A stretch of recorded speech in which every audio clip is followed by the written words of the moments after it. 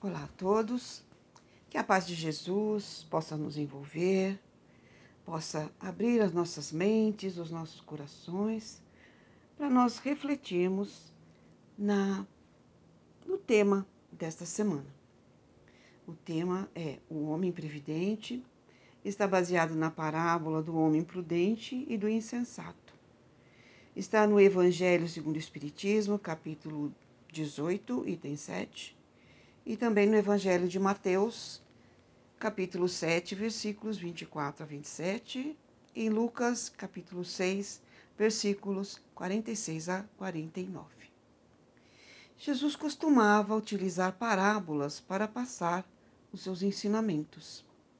Parábolas são pequenas histórias, uma forma de fazer comparações e passar o ensinamento moral. E ele usava as situações do dia a dia para melhor fixar esses ensinamentos na mente e no coração daqueles que o seguiam. E há várias parábolas de Jesus conhecidas: parábola do joio e do trigo, a parábola da ovelha perdida, parábola do filho pródigo e muitas outras. Jesus era um pedagogo por excelência, um profundo conhecedor da alma humana, que sabia como passar os seus ensinamentos, dependendo daquelas pessoas que estavam ouvindo no momento.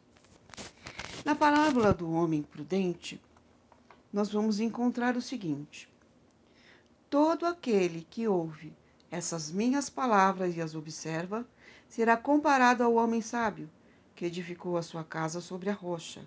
E veio a chuva, e transbordaram os rios, e assopraram os ventos, e combateram aquela casa, e ela não caiu, porque estava fundada sobre a rocha. E continua: e todo aquele que ouve estas minhas palavras e não as observa, será comparado ao homem insensato. E veio a chuva, e transbordaram os rios, e assopraram os ventos, e combateram aquela casa, e ela caiu, e foi grande a sua ruína. O que Jesus está colocando aqui como o homem, quer dizer a humanidade. A humanidade como um todo. E a nós, espíritos, em evolução individualmente. Essas palavras foram ditas no final do Sermão do Monte, quando ele se reuniu, com aquelas pessoas que o seguiam, ali à beira do mar da Galileia, e colocou as bem-aventuranças tão conhecidas que fazem parte do Sermão do Monte. Bem-aventurados os misericordiosos, os puros, os mansos, os que têm fome e sede de justiça, e assim tantas outras. Ali ele coloca todas as virtudes necessárias para nós sermos bem-aventurados perante Deus e perante o seu Evangelho, do seu Filho Jesus. Então ele fecha o Sermão do Monte, dizendo que aquele que edifica a sua casa sobre a rocha do seu Evangelho pode suportar, superar todas as adversidades, sem cair, sem desmoronar, porque o seu interior está alicerçado na rocha do seu Evangelho, dos seus ensinamentos. E ele diz ainda que aquele que ouve as suas palavras e as observa, observar aqui é no sentido de praticar. Aquele não que só ouve apenas, mas ouve e procura vivenciar os seus exemplos no dia a dia. Nada mirabolante. São as nossas pequenas atitudes do dia a dia. Atitudes de misericórdia, de bondade, de caridade, de tolerância. São essas virtudes que edificam a nossa casa interior. Porque são essas virtudes que Jesus passou no Sermão do Monte e em todos os seus ensinamentos, para que a gente se fortalecesse, para que a gente evoluísse Ele diz então que aquele que edifica a casa interior sobre a areia, ele diz que é semelhante ao homem insensato, imprudente. O que seria? Seria aquele que não reflete, não pondera, né? Não pensa, só ouve.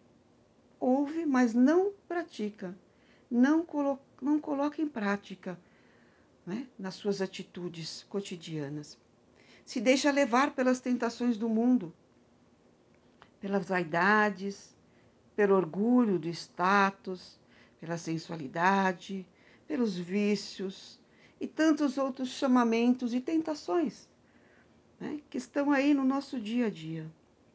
Se deixa levar pela busca desenfreada do ter em detrimento do ser.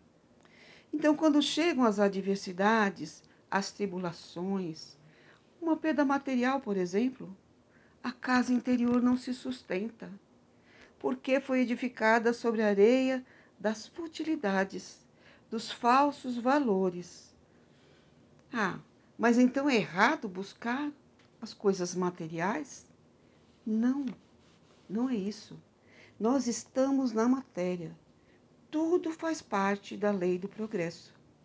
Estudamos, nos esforçamos, nos aprimoramos profissionalmente, buscamos mais conforto.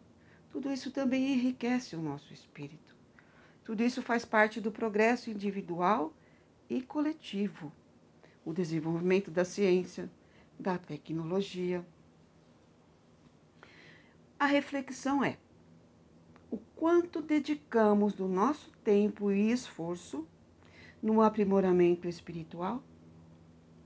Como nos movimentamos na sociedade, no trabalho, no lar? Com ética, com honestidade, sem ferir, sem puxar tapetes, sem tiranizar dentro do lar ou no trabalho? Porque o observar os ensinamentos do Cristo permeia todas as nossas atitudes cotidianas. É o ouvir e praticar. Está nas pequenas coisas. Quando condenamos a corrupção, nós damos um jeitinho de levar vantagens indevidas em determinadas situações, vantagens financeiras, né, ou de status. Quando eu traio as minhas relações amorosas ou profissionais, né, porque é tão comum, né? Tá aí, todo mundo faz, mas essas são as fragilidades da nossa casa interior.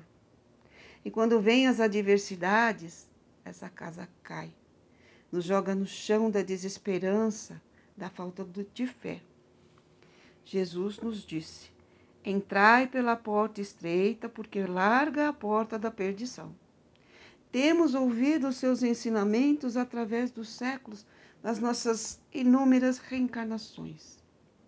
E hoje estamos aqui, buscando ainda aprender com ele, buscando edificar a nossa casa interior na rocha do seu evangelho. É aos poucos, um passo de cada vez, mas sem parar. Que nós vamos balançar? Vamos. As adversidades virão? Sim. Porque no mundo tereis aflições, Jesus mesmo disse.